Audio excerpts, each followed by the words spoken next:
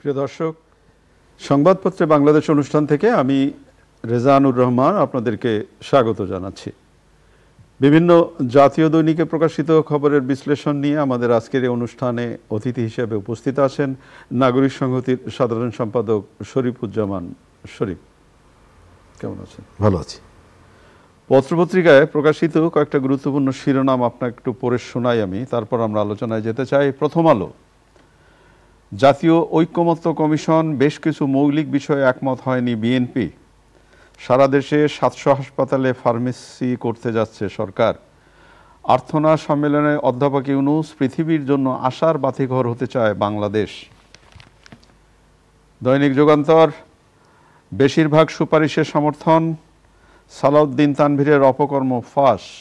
ঢাকা ও city college শিক্ষার্থীদের সংঘর্ষ, science lab এলাকার রণক্ষেত্র, আহত 15। দৈনিক সমকাল, মৌলিক বিষয়ে এখনও মতভিন্নতা কাটেনি। গ্যাস বিদ্যুৎ ছাড়ে ভর্তুকি বেড়ে লাখ কোটি টাকা। তুচ্ছ ঘটনায় বারবার সংঘর্ষে শিক্ষার্থীরা। কালের কণ্ঠের শিরোনাম, 2 জিপিএ পাস পেয়েও ফেল 1.25 লাখ। ভারতের সঙ্গে ব্যবসা বাণিজ্যে ধস। আপিল বিভাগের একাধিক জ্যেষ্ঠ বিচারপতি থেকে প্রধান বিচারপতি। দৈনিক ইত্তেফাক, 60 ঘন্টার ব্যবধানে রাউজানে আবার যুবদল কর্মী খুন। মন্ত্রিসভায় প্রধানমন্ত্রীর কর্তৃত্ব ও মেয়াদ 5 বছরই চায় বিএনপি। বাংলাদেশ প্রতিদিন, জুন টাইমলাইনে ইউনূস, পৃথিবীর জন্য আশার বাতিঘর হতে চায় বাংলাদেশ। গুমের সাজা যাবজ্জীবন, হত্যায় ফাঁসি। মানবজমিনের শিরোনাম, যে প্রশ্নের উত্তর খোঁজা হয়েছে লন্ডন বৈঠকে। পৃথিবীর জন্য আশার বাতিঘর হতে চায় বাংলাদেশ। সমমনাদের আসন ছাড়ের বার্তা বিএনপির। আমাদের সময়, সামাজিক ব্যবসা মানুষকে দারিদ্র্যমুক্ত করতে পারে, দোহায় আর্থানা সম্মেলনের প্রধান উপদেষ্টা। প্রধানমন্ত্রীর কর্তৃত্ব ও ক্ষমতার ভারসাম্যের পক্ষে বিএনপি। আমার দেশ, ডাকাতি নির্বাচনের 3 সিইসি এখন অধরা। দৈনিক দেশ রূপান্তর, ফেরত পাঠানোর আতঙ্কে যুক্তরাষ্ট্র প্রবাসীরা। সময়ের আলো শিরোনাম, সুযোগ হাতছাড়া করতে চায় না ঢাকা বেজিং। ভারত শাসিত কাশ্মীর, পর্যটকদের উপর হামলায় নিহত 26।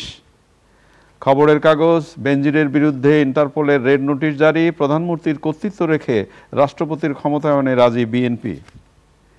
দিনকাল, সকল অশুভ শক্তিকে পরাজিত করে ঐক্যের ভিত্তিতে এগিয়ে যেতে হবে, 3 জেলায় 31 দফা কর্মশালায় তারেক রহমান। দৈনিক করতোয়া, ফিলিস্তিন ও রোহিঙ্গা সংকটকে বিশ্বের উপেক্ষা করা উচিত না, পৃথিবীর জন্য আশার বাতিঘর হতে চায় বাংলাদেশ। সামিট, আর্থনা সামিটে মূল বক্তব্য উপস্থাপনকালে প্রধান উপদেষ্টা। দৈনিক জনকণ্ঠ, আশার বাতিঘর হতে চায়, দোহায় আর্থনা শীর্ষ সম্মেলনের উদ্বোধনীতে ডক্টর ইউনূস। আপনি শিরোনাম শুনলেন। সংস্কার এবং আলোচনা চলছে। প্রথম আলো, যুগান্তর এবং সমকালের 3টি শিরোনাম যদি পড়ি, মানে পর্যবেক্ষণ বা দৃষ্টিভঙ্গি আলাদা হতে পারে, কিন্তু শিরোনামে একটু কেন পার্থক্য হলো। বেশ কিছু মৌলিক বিষয়ে একমত হয়নি বিএনপি, এটা প্রথম আলো শিরোনাম, জাতীয় ঐকমত্য কমিশনে। যুগান্তরের শিরোনাম, বেশিরভাগ সুপারিশের সমর্থন। সমকালের শিরোনাম, মৌলিক বিষয়ে এখনো মতভিন্নতা কাটেনি। কি তাহলে হলো কি? ধন্যবাদ আপনাকে, ধন্যবাদ দর্শক শ্রোতাদেরকে। মৌলিকত্বের বিষয়টা দৃষ্টিভঙ্গিগত বিষয়। বিএনপি যে বিষয়টাকে মৌলিক হিসাবে দেখে, অন্য রাজনৈতিক দল হয়তো সেটাকে মৌলিক হিসাবে দেখে না। সমস্ত বিষয়ে যে আপনাকে ঐক্যমত্য হতেই হবে, হতে পারবেন, এটাও আমি মনে করি না। আপনার দৃষ্টিভঙ্গিগত কর্মসূচিতে, কৌশলে, রাজনীতিতে ভিন্নতা আছে বলে এখানে অনেকগুলো রাজনৈতিক দল, প্রত্যেকটা জায়গায় আপনি একমত হবেন, সেটা যদি অনিবার্য হতো তাহলে রাজনৈতিক দলগুলোর এই ভিন্নতা থাকতো না। আপনি খেয়াল করে দেখবেন, একই মতাদর্শ ধারণ করে সেই দলগুলোর মধ্যেও কিন্তু ভিন্নতা আছে। একই মতাদর্শকে ধারণ করে রাজনীতি করা, তাদের মধ্যেও ভিন্নতা আছে। আপনি এখানে ইসলামিক যে রাজনৈতিক দলগুলো, অনেকগুলো দল কিন্তু আপনি খুঁজলে প্রায় কাছাকাছি মিল পাবেন। বাম যে দলগুলো আছে, অনেক মিল। আবার যারা ওই ফ্রি মার্কেট ইকোনমিকে ওন করে যারা, তাদের ভিতরে ভিন্ন মানে নানা রকমের ভিন্নতা আছে। এটা হলো একটা দিক। এর ভেতর থেকে যতটুকু পারা যায় সব মতকে ধারণ করে, তবে আপনাকে খেয়াল রাখতে হবে এটি বাংলাদেশ। আপনি ইউরোপের যে ডেমোক্রেসি এটিকে যদি এখানে এনে রেপ্লিকেট করতে চান, আমার ধারণা সেটি সাস্টেনেবল হবে না। এবং রাজনৈতিক দলগুলো হয়তো এদের ভেতরে যে খুব একটা পরিবর্তন এসেছে আমার কাছে সেটা মনে হয় না। আচারের দিক থেকে, আচরণের দিক থেকে, বক্তব্যের দিক থেকে, এমনকি আমাদের মধ্যেও যে পরিবর্তন এসেছে এটাও আমার কাছে খুব একটা মনে হয় না। গতকালকে একটা স্ট্যাটাস দেখলাম, তিনি বেশ আলোচিত, গত আওয়ামী লীগের সরকারের সময় চাকরি হারিয়েছিলেন। আচ্ছা, উনি সরকারি কর্মকর্তা, শেষ নাম হচ্ছে মিলন, ম্যাজিস্ট্রেট ছিলেন। উনি রেলের একটা দুর্নীতির কথা বলেছেন যে 3 জন ছাত্রনেতা সেখানে গত কয়েক মাসে প্রায় 2.5-3 লাখ টাকার টিকিট কালোবাজারি করে টাকা ইনকাম করেছে। তো তার নিচে অনেকেই মন্তব্য করেছে যে এটাকে এখন ধরার বিষয়, এটাকে এখন কেন ধরছেন, 2-3 লাখ টাকা এটা কোনো বিষয় না, এটা আগে তো অনেক বেশি ছিল। এবং আপনি প্রায় দেখবেন যে আপনার যে প্রত্যাশা যে আমরা একটা খারাপ অবস্থা থেকে ভালো জায়গায় যেতে চাই, কিন্তু এটিকে ক্রিটিক করা হচ্ছে যে আপনি খারাপ অবস্থায় ছিলেন, এখন তো এতটুকু খারাপে আপনার এতটা লাগে কেন, জলে কেন আগে তো অনেক খারাপ ছিলেন, এখন একটু খারাপে আপনারা তো জলে কেন। ওই যে একজন ছাত্রনেতা তাকে অব্যাহতি দিয়েছে, এটা আপনি যখন বলছেন তখন আপনি আক্রমণের শিকার হচ্ছেন সোশ্যাল মিডিয়ায়। এর ভেতর থেকে বললাম যে আমাদের পরিবর্তনটা আসেনি। দ্বিতীয়ত হচ্ছে সংস্কারের যে জায়গাটা, আমি এখনো মনে করি, আমি গত কয়েকদিন ধরে অনবরত বলি, এই যে সংস্কারটা আপনি এখানে নিয়ে এসেছেন এটা উপরিকাঠামোর কতগুলো সংস্কার, মানুষের জীবনের যে সংকটগুলো, এই সংকটগুলো আপনি অ্যাড্রেস করছেন না। এবং এই সংস্কার বলতে বলতে যেমনিভাবে আওয়ামী লীগ গত 15 বছর মুক্তিযুদ্ধের চেতনার কথা বলতে বলতে পুরো বিষয়টাকে মানুষের কাছে একেবারে বিতর্কের জায়গায় নিয়ে গিয়েছিল, মানে বিষিয়ে তুলেছিল বঙ্গবন্ধুর স্বপ্ন, এবং এই স্বপ্ন বাস্তবায়নে এক ব্যক্তির নামে সারা দেশে 24টা বিশ্ববিদ্যালয় করেছে। আজকেও প্রায় সেই পথে অনেকে হাঁটছে। আপনি টেলিভিশন খুললেই দেখবেন এনসিপি আর সংস্কার আর ফ্যাসিবাদ, এর বাইরে আর এখানে কোনো ইস্যু নাই। মানুষের জীবনে কোনো সমস্যা নাই। আপনার ঘর থেকে বেরোনোর পরে একেবারে শান্তি আর শান্তি। ওই যে একটা বিজ্ঞাপন আছে না, মনে আছে? তো আমি মনে করি যে মানুষের অনেকগুলো স্তর আছে। নিচু স্তরের যে মানুষ, তাদেরকে আপনি যদি অ্যাড্রেস না করেন, তাদের বিষয়টাকে যদি আপনি বিবেচনা না করেন, আপনি গতকালকে আমি বলেছি, কয়েকদিন আগে গাজীপুরে একজন মা তার 2টো সন্তান নিয়ে ঘুমিয়েছিলেন। তার শরীর খারাপ, তিনি ঘুমের ওষুধ খেয়ে ঘুমিয়েছেন। যখন ঘুম ভেঙেছে তখন দেখছেন তার ঘরের মধ্যে 2টো শিশুর রক্তাক্ত লাশ। আপনি ওই মায়ের কাছে জিজ্ঞেস করেন তার কাছে সংস্কার কি? তার কাছে সংস্কার হচ্ছে নিরাপত্তা। যে বিশ্ববিদ্যালয়ের ছাত্রটি খুন হলো পারভেজ, আপনি তার পরিবারের কাছে জিজ্ঞেস করেন, তার কাছে সংস্কার হচ্ছে তার চোখের সামনে একেবারে নিকষ কালো অন্ধকার, এই সন্তানটিকে এই পর্যন্ত নিয়ে এসেছিলেন। বিচার হবে কিনা আমরা জানি না। অনেক গুরুত্বপূর্ণ কথা। এই জায়গাগুলোকে আপনি যদি অ্যাড্রেস না করেন, শুধুমাত্র আমেরিকায় শিক্ষায় শিক্ষিত, ইউরোপের শিক্ষায় শিক্ষিত বিদেশি পাসপোর্টধারীদেরকে ডেকে এনে আপনি একের পর এক জায়গায় নাগরিকত্ব ত্যাগ করে চলে গেছেন, তাদেরকে আপনি ইম্পর্টেন্ট জায়গাগুলোতে দায়িত্ব দিচ্ছেন, সেটি স্পর্শকাতর জায়গা হোক, দুর্বল জায়গা হোক। হয় কি, মানে কতগুলো বিষয় আছে। একটা স্টেট, একটা রাষ্ট্র, আমরা এখনো বলি যে আমাদের সেই জায়গাটা আমরা পৌঁছাতে পারিনি। আমরা যদি পৌঁছাতে পারতাম 53-54 বছরে, তাহলে একটা জগদ্দল পাথর রাতের বেলায় কিভাবে ভোট করে 10 বছর ক্ষমতায় থাকে, 154 জন এমপিকে বিনা ভোটে পাশ করিয়ে কিভাবে পাওয়ারে থাকে, তার মানে হচ্ছে আমাদের অবস্থার পরিবর্তন হয়নি। আমরা সেখান থেকে একটু এগোতে চেয়েছিলাম। গত 2 দিন আগে আপনি ওই যে পার্বত্য অঞ্চলে দেখেছেন মিয়ানমারের বিদ্রোহীরা 10 কিলোমিটার ভেতরে ঢুকে তারা উৎসব করেছে, এবং ভিডিওটা নিশ্চয়ই দেখেছেন। বাংলাদেশি পতাকার পাশে তারা একেবারে সমান উচ্চতায় তাদের পতাকা টানিয়ে দিয়েছে। এই ঘটনা পৃথিবীর অন্য কোথাও হলে, এটা পাকিস্তানে হলে সেখানকার মন্ত্রীর পদত্যাগ করতে হতো, এটা ভারতে হলে পদত্যাগ করতে হতো, কোন কোন জায়গায় সরকার পড়ে যেত।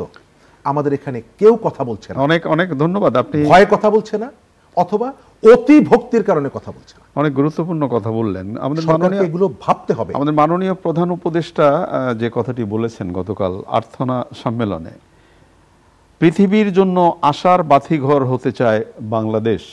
আমি ইন্ট্রোটা পড়ে শোনাই আপনাকে। বিশ্ববাসীর উদ্দেশ্যে প্রধান উপদেষ্টা অধ্যাপক মোহাম্মদ ইউনূস বলেছেন, বাংলাদেশ এমন এক অবস্থায় দাঁড়িয়ে যেখানে একটি নতুন সামাজিক চুক্তি করার সুযোগ এসেছে। এটি এমন এক চুক্তি যেখানে রাষ্ট্র, জনগণ, বিশেষ করে যুব সমাজ অন্তর্ভুক্তিমূলক ব্যবস্থা, ঐতিহ্য, ন্যায় বিচার, মর্যাদা এবং সুযোগের ভিত্তিতে একটি ভবিষ্যৎ সবাই মিলে গড়ে তুলবে। তা আপনি একটু আগে যে কথা বললেন তার সাথে কি এটা মেলে? আমি প্রথমত যেটা দেখি, অনেক বয়সে এই ভদ্রলোক যেভাবে দৌড়ে বেড়াচ্ছেন, জি, এবং তিনি কতগুলো স্বপ্ন দেখেন, এই স্বপ্নটা কতটুকু আপনি বিশ্বাস করেন, তিনি বিশ্বাস করেন, অথবা তিনি এটিকে কতটুকু বাস্তবায়ন করতে পারেন, এটি তিনি ভালো বলতে পারেন। তবে তার যে ভাবনার যে জায়গাগুলো, এই ভাবনার জায়গাগুলোর সাথে আমি মনে করি যে এই ভাবনার জায়গাটা একেবারে আমাদের দৃষ্টিভঙ্গিকে প্রশস্ত করে, বিস্তৃত করে, পজিটিভলি বাংলাদেশকে তুলে ধরে। একই সঙ্গে ওই যে ক্ষতগুলোর কথা বললাম, এটা যদি একই সময়ে আপনার চোখের সামনে ঘটতে থাকে, আপনি তাহলে আমার কথা এবং কাজের মধ্যে একটা বিরাট বৈষম্য আমি পাই। আপনি কোনো একটা পত্রিকায় যেন বললেন যে এনসিপির থেকে একজন নেতাকে অব্যাহতি দেওয়া হয়েছে। ঘটনাটা কি? ঘটনাটা তার বিরুদ্ধে দুটো অভিযোগ। একটা অভিযোগ হচ্ছে আওয়ামী লীগ চলে যাওয়ার পর ডিসি নিয়োগের ক্ষেত্রে শত শত কোটি টাকার লেনদেন হয়েছে, বাণিজ্য হয়েছে, সেই বাণিজ্যের সাথে তিনি যুক্ত। দ্বিতীয়ত, পাঠ্যপুস্তক কেনার ক্ষেত্রে, ছাপানোর ক্ষেত্রে সেখানে একটা বড় রকমের অনিয়ম হয়েছে, তার সাথে যুক্ত। গত অক্টোবর মাসের 10 তারিখে সরকার দায়িত্ব নিল, আগস্টের 8, অক্টোবরের 10 তারিখে যখন এই কথাগুলো সোশ্যাল মিডিয়ায় আসছিল, তখন সরকার একটা তদন্ত কমিটি করেছিল ডিসি নিয়োগের অনিয়ম দেখার জন্য। 10ই অক্টোবর আইন উপদেষ্টাকে প্রধান করে নাহিদ ইসলাম তখন উপদেষ্টা এবং স্বরাষ্ট্র উপদেষ্টা ডক্টর জাহাঙ্গীর আলম, 3 জনকে দায়িত্ব দিয়ে একটা তদন্ত কমিটি হয়েছিল এবং বলা হয়েছিল 10 দিনের মধ্যে এই তদন্ত কমিটি ডিসি নিয়োগের অনিয়ম বিষয়ে একটা তদন্ত জমা দিবে। আজকে পর্যন্ত সেটা জমা দেওয়া হয়নি। কেন? এটা সরকারি হিসাব। কেন? এর ভেতরে তো নিশ্চয়ই কারণ আছে, কিন্তু এনসিপি তার নেতার বিরুদ্ধে যে অভিযোগ, সেই অভিযোগ তারা তদন্ত করছে। আপনি হিসাব করে দেখেন ঘটনা কি হয়, যে সরকার যখন কঠোরতা দেখাতে যায়, রাজনৈতিক দলের পক্ষ থেকে বলা হয়ে থাকে যে না, আমার নেতাদেরকে বিব্রত করার জন্য এটি করা হচ্ছে। আর এখানে রাজনৈতিক দল অভিযুক্তর বিরুদ্ধে অনেকে অভিযুক্ত আছে, তার ভিতরে একজন, তার বিরুদ্ধে একটা পদক্ষেপ নিচ্ছে। কিন্তু অক্টোবর মাসের 10 তারিখে তদন্ত কমিটি হলো, 20 অক্টোবর রিপোর্ট দেওয়া হবে সরকারে 3 জন মন্ত্রীর, এখন পর্যন্ত দেওয়া হলো না। তো এই যে স্বপ্নের কথাগুলো বলেন, এই বয়সে তিনি যেভাবে ছোটাছুটি করছেন, আমি জানি না তিনি তার টিমের সহযোগিতা পাচ্ছেন কিনা, আমি জানি না যে এই যে কথাগুলো বলছেন অন্যরা তাকে অসহযোগিতা করছে কিনা, কিন্তু এই স্বপ্নগুলোর সাথে, এই স্বপ্নগুলো আমরা দেখতে পছন্দ করি এবং তার এই যে স্বপ্ন বিশ্ববাসীকে দেখাচ্ছেন আমার ভালো লাগে। কিন্তু আমার এই জায়গায় বর্তমান নিজস্ব কনটেক্সটে আমি এর মিল কোথায় দাঁড়িয়ে আছি, দাঁড়িয়ে আছি। ঢাকা কলেজ, সিটি কলেজ বা এই যে আইডিয়াল কলেজ, এই কলেজগুলোর পড়াশোনার বাইরে থেকে আলোচনা হয় তারা নিজেরা মারামারিতে ব্যস্ত। গতকাল যে ঘটনাটা ঘটলো ঢাকা শহরে, এটা আরো বেশি আতঙ্কগ্রস্ত। কেন? প্রথমত আমাদের সোসাইটিতে একটা বিরাট অধঃপতন ঘটে গেছে। আমাদের কতগুলো মোরাল জায়গা ছিল, একজন সিনিয়রকে দেখলে সম্মান করা। এখন আপনি দেখবেন একজন সিনিয়রকে শক্তি প্রদর্শন করার প্রবণতাটা বেশি। আমাদের সমাজ যে কতগুলো ভিত্তির উপরে যে সমাজটা দাঁড়িয়েছিল, সেই ভিত্তিগুলো শেষ হয়ে গেছে। আপনি গত কয়েক মাসে অথবা তার আগে, গত 5 বছরে বা তার আগে, শিক্ষককে কান ধরে ওঠবস করানো, শিক্ষককে পদত্যাগ করতে হবে, এইটার জন্য এসে এই যে বিকারুন্নেসা, আপনার মনে আছে, একজন নারীকে চারিদিক থেকে, এদেরকে তো তিনি শিখিয়েছেন, এদেরকে তো তিনি পড়িয়েছেন, তিনি অপরাধী হতে পারেন। অপরাধের বিচারটা আপনি আইনগতভাবে করেন। এই যে ঢাকা কলেজ আর সিটি কলেজ, শুধুমাত্র এরা 2 জন না, এখানে এদের আর 3-4টা ভাই আছে, কিন্তু আপনি দেখবেন ওই যে একটু দূরে আছে আইডিয়াল কলেজ, ওর সাইনবোর্ড খুলে নিয়ে যাচ্ছে সে তার মাথায় করে নিয়ে যাচ্ছে। তো এর ভেতরে একটা বিকৃত সুখ উপলব্ধি করছে এরা। আমার যেটা বিকৃত সুখ, আমি আপনার সাইনবোর্ড খুলে নিয়ে যাচ্ছি, মিনিংটা হচ্ছে আপনাকে আমি উলঙ্গ করে আমি নিয়ে যাচ্ছি। এর ভিতরতে একটা বিকৃত সুখ আছে। আপনার কম্পিটিশনটা হওয়া উচিত ছিল লেখাপড়ায়, রেজাল্টে, কিন্তু এখানে কম্পিটিশনটা হচ্ছে শক্তিতে, পেশিতে। আমি এই বিষয়গুলো নিয়ে আমাদের সোশ্যাল মিডিয়া বিভিন্ন জায়গায় আমিও ঠাট্টা মশকরা করি, কিন্তু আমার উপলব্ধি হচ্ছে এখন এই বিষয়গুলো নিয়ে আমাদের ভাবা দরকার। শুধুমাত্র এটি না, এই ধরনের অসংখ্য উদাহরণ আমরা তৈরি করে দিয়েছি। গতকালকে রাতে হঠাৎ করে দেখলাম টিএসসি থেকে ঘোষণা দেওয়া হয়েছে আজকে সারা দেশের শিক্ষা প্রতিষ্ঠানের ধর্মঘট। অর্থাৎ আপনার যায় যেভাবে খুশি সে সেইভাবে করছে।